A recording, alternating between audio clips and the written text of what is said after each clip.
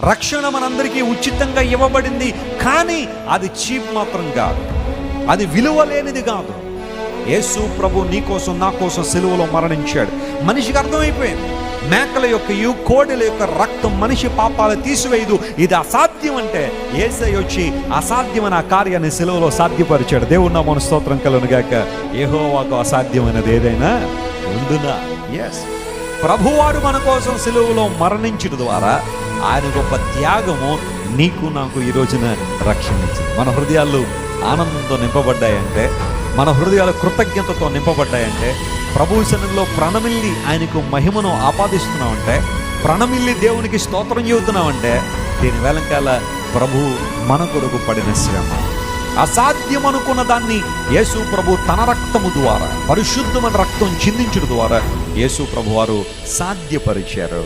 పాపములు తీసివేయట అసాధ్యమైనప్పటికీ కూడా ప్రభువారు మన కోసం మరణించి సిలువ మీద మరణించడం ద్వారా మనందరి జీవితాల్లో గొప్ప కార్యాన్ని ఆయన జరిగించాడు.